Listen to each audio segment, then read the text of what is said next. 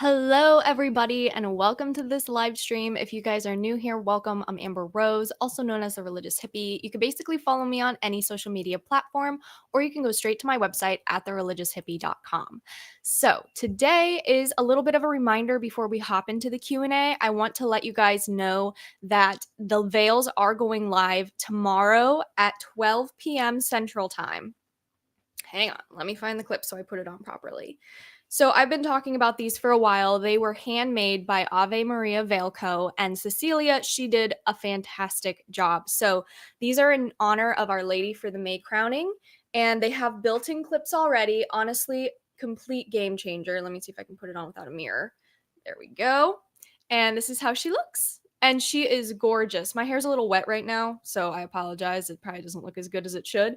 But this is one of my favorite veils that we've done so far. If you remember last year's veil, we did a tie veil with Ave Maria Veil Co. And that one was fantastic. Everybody loved those. But this year we decided to go with a white one because the last year one was about memento mori and about like remember your death. So it was roses and it was skulls, things like that. And it was a tie veil, which was really cool. But this time around, we want something light and fresh and airy for spring, Our Lady. And so this is in honor of Our Lady. They're going to be $50 a piece. And the shipping's included, so don't worry about that. But through being able to do things like this and do these types of donations and receive an item, those types of things, we are able to keep the ministry running. And I want to be able to give you guys quality items as well. So this is one of the best veils I own. So it's definitely worth it, and it'll help us keep this ministry running. So yes, $50, shipping's included. They go live tomorrow at 12 p.m. Central Time. So make sure you guys check out my website at thereligioushippie.com because they're going to be under the donation center tab. But even better, you could sign up for my newsletter and you could be reminded right when they go live. So with all of that being said, I will stop bothering you guys now with that. But I think you guys are really, really going to love those, whether you have a woman in your life who you think would love one of these, or you yourself would love one of these. I mean, you know what? There's no discrimination. I think that they're a very pretty veil, and I think everybody's going to love them. So, good morning, everybody, and welcome to my live stream. I'm sure you guys are awake and so ready for this because even though I woke up probably about 30 minutes ago, I have so much energy. And I have not had coffee yet. I haven't had anything yet. I'm currently waiting for my mom to text me for when my dad gets out of radiation therapy, so that I can meet them for breakfast. And so I thought, well, why not hop on a little live stream with you guys and just do a quick Q&A and discuss some things. So yeah. So anyways, the veils were the announcement, and I'm very excited for those to go live. So make sure that you guys put it on your calendar, set an alarm, whatever you have to do. Okay, so now we'll kind of just hop into our Q&A. Like I said, I have a lot of questions here, so I will get to as many of these as I can because I do feel like there's some really important ones in here. And then as you guys have questions, if you guys want them answered and don't want them getting lost, you might as well go to my Instagram and put them on the story that's still there. It should still be up. I don't think it's gone yet. Yeah, you guys still have a long time to put in questions. So that way they just don't get buried in the chat box. You guys can totally do that. But without further ado, let's start with question number 1.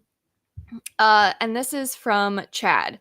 Did you go through RCIA? I did not. I was born and raised Catholic, so I went through First Communion, confirmation class, and all of that. So no, I did not go through RCIA, but Max did go through RCIA. So he had that experience, which he loved it because, you know, Father Nathan's literally the best. So, can God heal mental illness in a jiffy just like he heals physical illnesses?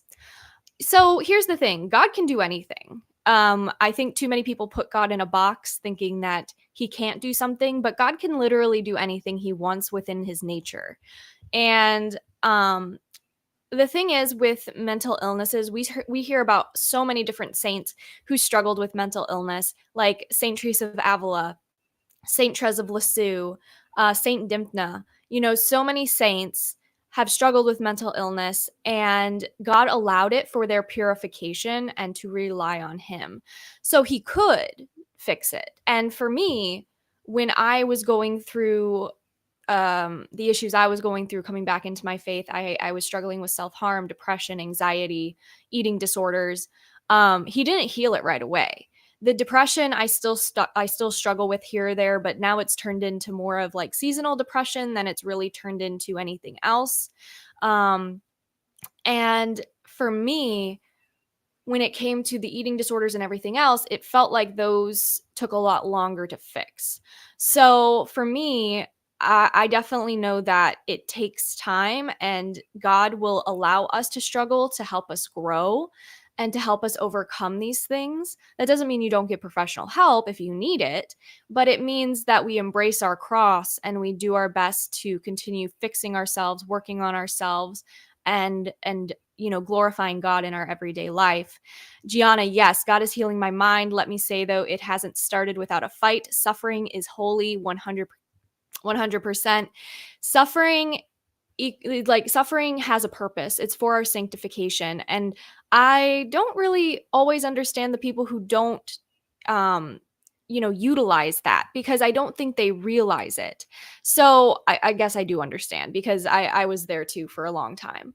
But the thing is that holding on to suffering and kind of sulking in it and like poor me and everything doesn't make it better. In some ways it makes it a lot worse, in my experience. I'm saying that a lot. In my experience, back in my day. So I I don't know. I think a lot of people are blind to what their suffering can do if they embrace it and they offer it up and they use it for their own sanctification, and they tell God, like, use this moment to sanctify me or grow in grace or something like that. Ask and you shall receive. If you don't ask, God isn't going to force it on you. So you need to ask Him for help. But I mean, just to say, yes, dad, well, kind of. Actually, yeah. um God could definitely heal your mental illness just like that. But it's more likely that He will use it for your sanctification, so you'll be with Him in heaven one day. And that just comes with a lot of stuff. So, dad, yes. Okay. Alex asks, what are you most excited about for marriage, if you're willing to share? So I can, my brain is on autocorrect right now, Adam. I can't. Um, so I don't share a whole lot because I do like keeping our privacy. But one of the things that I am really excited about for marriage is being able to grow in the faith together and get each other to heaven and go through those ups and downs, because I think a lot of people dread like the fights and potentially the hardships in marriage that'll come. But I think because Max and I have such a solid foundation, we've gone through so much already, and we're currently going through so much, and we've remained strong through all of it, and we've always supported each other. We've always been able to talk out our differences. We've always showed compassion and love towards one another, and it's never once been a selfish thing.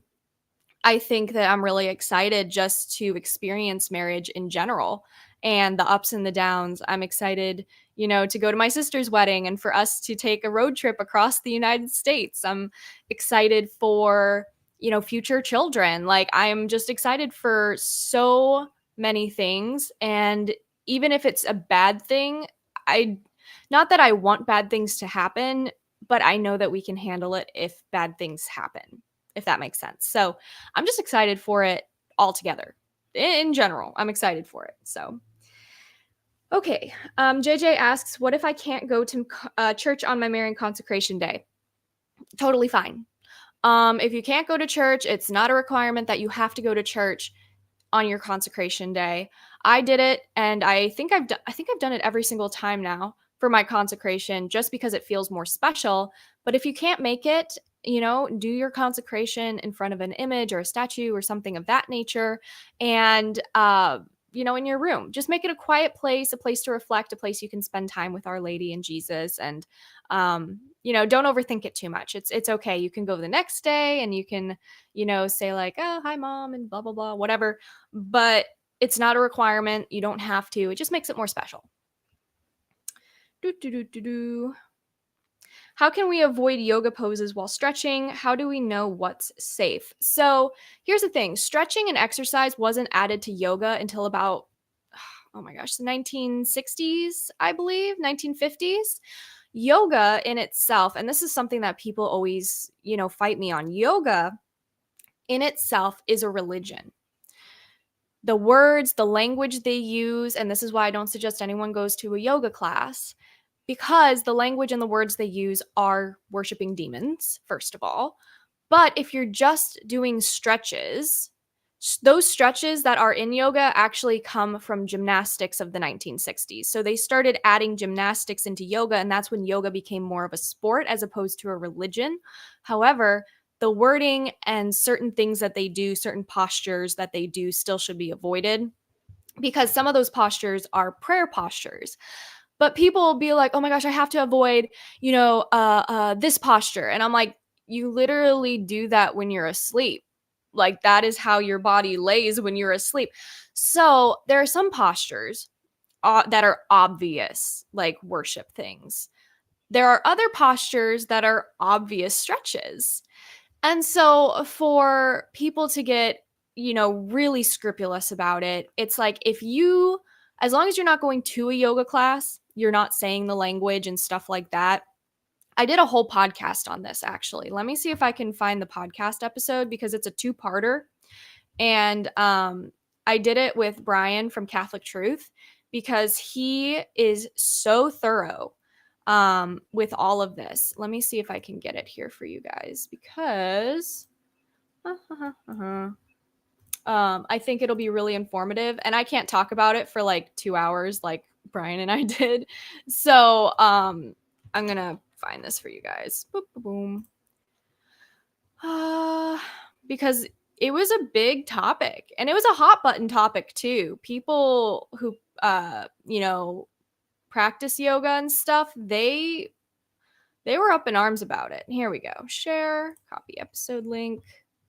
Okay, let me go over here to here. Let me put it in the chat here. Okay, there we go. So that's the first one.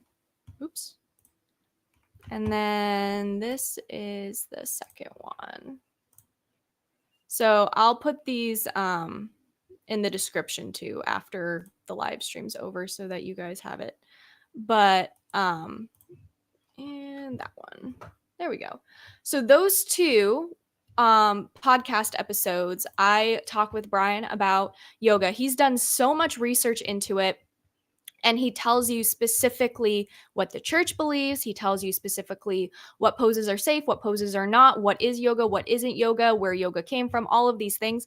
And I basically butcher what he's said in these podcast episodes. So I would definitely listen to them, because Brian's an expert in this and I am not. All I know is what I have learned and what I've been told and things like that. So if you guys want an expert source, those 2 podcast episodes are going to be your best friend. And I'll put them in the description too for people after this live stream. So definitely check that out. But yeah, just don't be too scrupulous about it, but don't go to yoga classes. I want to get into novenas, but don't know where to start. Any suggestions? Novenas are wonderful. I really love the Holy Face novena. I love the Child Jesus novena, the Our Lady of Fatima novena. There are so many novenas that, there are thousands and thousands of novenas. I would say, if you have a special intention in your life, if there's something going on and you need clarity, you need understanding, you need to know what God's will is for this decision or this part of your life, do a novena that specifically aids to that. So Google novena for blank, for job, for husband, for wife, for best friend, for illnesses. There's novenas for specific illnesses, for country, for war, for animals. There is a novena for everything. And then you would just pray that novena for however many days it requires, because the Rosary Novena is 54 days. But there's other novenas that are longer. There's other novenas that are shorter. And most novenas are 9 days. So you start 9 days from that saint's feast day. And as you go through the novena, you're asking for their intercession every day for the specific thing that you're worrying about. And then on the 9th day, usually you will receive some sort of clarity. Sometimes it's in hindsight. I will say, I know a lot of people who have done novenas, and then at the end, they're like, I just feel like I didn't get any answers or clarity or anything, but my boss called and told me I'm fired. And I'm like, that's still an answer. I mean, it wasn't a good one, but at the same time, it led her to a job that was much more suited for her. Not just that, but paid a lot more, and she loves it. So sometimes it's in hindsight. And she came back to me like a couple days later, and she was like, oh, I just got a job offer and it's like my dream job. And I'm like, whoa, girl. So patience is a virtue. So yeah, I would say just, if you need something specific, Google a novena and start with that. Mary's the greatest saint with Joseph the second. Who do you think is the third? Honestly, I think the third saint would be Saint John the Baptist. He was the cousin of Jesus, and he made the pathway for Jesus to come. And I do think he might be like high up there, for real. So I don't know. Who do you guys think? Put it in the comments. Okay. Other than the Bible, what book has been most spiritually influential to you? Definitely The Imitation of Christ. This is a book that is controversial in some Catholic circles because it's pretty hardcore.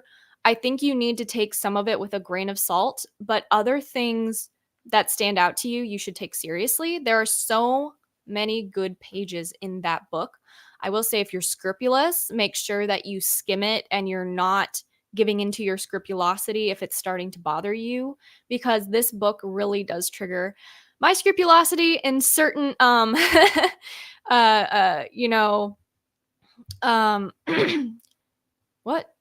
was I saying?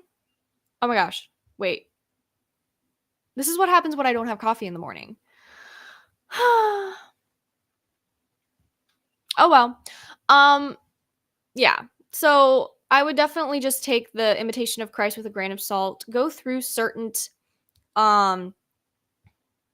like chapters and just see like, oh, will this trigger my scrupulosity or not? And if it starts, just stop, find a different chapter, skip to a different one. Because we have to keep in mind that this Imitation of Christ by Thomas à Kempis, it was written for a religious order. It was written for his time and what they were going through at that time. That doesn't mean we can't take things from it, but it does mean that it was meant for religious life, not necessarily lay people. So make sure you guys give yourself a little bit of grace and you guys don't get bogged down too much by the stuff that's in there, because I think it can be very difficult. But I have a beautiful copy. It's not leather, but it's like a hard copy, but it's like it's just really pretty. It has gold on it. It's like bright red. I gave it to Max to keep at his house, but I low-key kind of want it back now. So yeah. All right. Let's see here.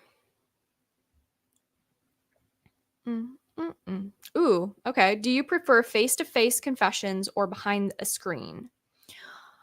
Well, let me think. It depends, because there's one priest where I just call him up and I'm like, hey, I need confession. And we just sit in the church and we do confession face to face, or in the grotto, or, I've done face to face confessions before. And to be honest, they're very humbling and they really kind of kick you in the butt, so to speak. Like, you feel like, oh, like this person knows who I am. Like, I have accountability now. It's not just like, oh, this stranger priest, I confess my sins, now I'm scot-free. It's like there's accountability there. And I think the accountability is what a lot of people need, um, to help them and be like, oh, if I, obviously the reason we shouldn't want to commit sins is because we don't want to offend God out of love for God. However, it helps if we know we have to go back to the exact same priest and see his face, and we have to confess the same sin again to keep us from committing that sin. So I feel like if people struggle with habitual sins, they should do face to face. Hang on one second, guys. My mom's calling me.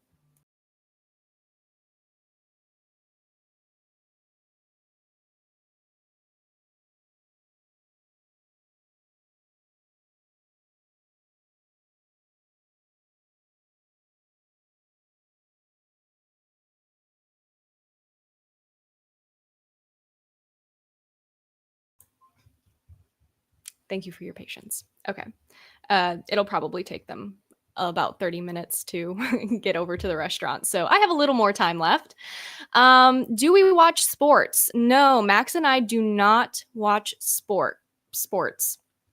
I think the only thing that Max is interested in is soccer or football in the UK. I don't mind football. Sometimes I'm a little, patriotic about baseball because my dad used to take us out to baseball games during the 4th of July, but that's about it. So nothing too crazy. Yeah, my mom's great. So I'm going to meet them for breakfast in a little bit here, probably leave in about 15 minutes. So I got time. But anyways, did we finish that one? Yeah, face-to-face confession or behind the screen. So I do both. I go face to face and I go behind the screen, but like I said, I think it's helpful for those who struggle with habitual sin to go to face confessions. People are really scared about it. It's really not that big of a deal. And honestly, it's probably good that you're a little upset about it and a little frightened and, scared, because then if you overcome it, you're like, oh, that actually wasn't so bad. And it also keeps you accountable. So I do both. But I have found myself more accountable when I have to go face to face and be like, okay, like what did I do? What did I not do, etc. So yeah, it just helps keep me more accountable. Um, thoughts on Catholic churches not giving out the wine, blood of Christ? I mean, it's not that big of a deal. I know since COVID, a lot of churches haven't given out the blood of Christ, but it's totally fine because it's the body and blood of Christ are the same, basically. If you get the body of Christ, you are still getting body, soul, divinity of Christ. You don't need the blood to complete the body of Christ. You're getting all of it in the host or in the wine. And what kind of irked me was when I was younger, I didn't realize that when I was younger because poor catechesis, of course. However, it irked me when I got older because I realized that people people with like celiac disease or whatever, usually they opted more for the blood of Christ, which I don't know if there's yeast in wine, whatever, but a lot of people with celiac disease decided to go for the wine instead of the bread. But then so many people would go for the bread and the wine, thinking that they were completing the body of Christ, when in reality, if you just have one, you complete it. So basically getting the host and the wine means you're receiving him twice. And as Catholics, we can only receive Christ twice in a day, but without it being abuse. But it's like, why would you do that? So there's a lot of weird things that kind of happened during my childhood that I thought about, and I'm like, that's kind of weird that happened, and what, so yeah, you only need to receive one to receive the body, blood, soul, and divinity of Jesus Christ. All right. The best way to grow in grace. Talked about this a little bit earlier. Offering up suffering and asking for it. I think there are so many people who, kind of like white knuckle it through their life instead of offering things up to God. I'm definitely still one of those people in certain areas. And that's just something that I struggle with. It's my own little cross I have to carry. And I need to recognize when I'm trying to control situations that aren't under my control. And I just had a situation like that recently. And I just kind of realized God speaking to me like, this is not your situation to control. You need to give this up because it's causing more harm to you and everyone around you than it is if you just let it go and just let things be and just let it be how I want it to be. And so as soon as I did that, I just felt a weight lifted and I was like, oh, so I was being controlling. So I think a lot of the times growing in grace means obviously fighting back against your vices. If you struggle with, gluttony, if you struggle with pride, which is a big one, that's usually where all the control comes from and things like that. I did a whole series. If you guys scroll back, I did a whole series on the 7 deadly sins, and those are, I basically go in depth and explain them and how to combat them, etc. So that's on my channel. Just type in the religious hippie 7 deadly sins and they all pop up. But um I definitely think that, when it comes to growing in grace, we also need to ask for it. Ask God to give you the graces you need in this moment of life you're in, because ask and you shall receive. We talked about that a little bit earlier. And He won't deny you graces that you need. But sometimes we're asking for specific graces that we think we need, but in reality, we need a different grace than we think we need. And God knows what we need, but we're just like, nah, I definitely need patience, or I definitely, and I mean, of course you would want to grow in all of the graces and all of the virtues and everything like that, but there are some graces that we need more than others, and only God knows what that is, unless you have like a spiritual director who's very in tune with that type of thing. I have a spiritual director who is, so for the most part I'm pretty on track with things, but there are a lot of times where I'm not. And that's when I'm like, okay, God, I need you to give me the graces to be who you need me to be in this moment. Give me the graces that I need to get through this, to, help this person to figure things out. So that's something that is definitely important to me. And I think not enough people ask for graces. We kind of just go about our life and just white knuckle things, but we can ask, we can. So let's see. Who's your celebrity lookalike? Jennifer Love Hewitt, I get a lot. Natalie Portman, I don't see that one as much, although I do have a similar freckle as she does, but that's about the resemblance we have. Natalie Portman, Jennifer Love Hewitt. There are some other people that I didn't recognize at all. Those are probably like the two biggest actresses. But yeah, I don't know. I guess maybe when I was younger I looked like her, but it's a certain light, it's a certain look. The light's really, really bright actually. So that's what I've been told. But that's all I got. So I don't know. You guys decide. I love my best friend. She says, how much wood can a woodchuck chuck if St. Joseph never could? And I have no idea. I don't even know what that means. Everyone say hi, Chloe, because we love her and she's so funny. Let's see. Okay, we're gonna end on I don't want to end on a hot button topic because then I'm gonna talk for a long time and I need to leave. So we're gonna go with this question. If you were given an opportunity to witness an Old Testament event, what would it be? I would say probably the parting of the Red Sea, or just Moses in general. I think, the whole situation with Moses. When I was a kid, I would dream about being in that situation, not as Moses, but just, being a part of that situation. I'm going to close the shade here because it's really bright. There we go. That's better. And so I always dreamed about being in the book of Exodus because I I loved The Prince of Egypt from DreamWorks. That was like one of my favorite movies growing up. And it was intense, but like I just loved that movie. And then I got a bunch of books about Moses and I got a bunch of books about, everything else. And I just fell in love with the story and Moses and all the people involved and even the Pharaoh. Like I was like, wow, he's sticking to his guns on this one. That's pretty crazy. Um, so for me, I definitely think just the whole book of Exodus, I would want to be a part of. Splitting of the Red Sea would be really cool to walk through that and just, experience it. Though I wouldn't really want to be an Israelite just because they're kind of whiny and annoying and stuff and they kind of, you know, they're lost in the wilderness for a really long time. So, I don't know. I just like to experience it, but I also wouldn't want to be one of them, if that makes sense. So, yeah. All right, guys. Anyways, I have to get going. I got to go meet my parents for breakfast, but thank you so much for hopping on here. I really appreciate it.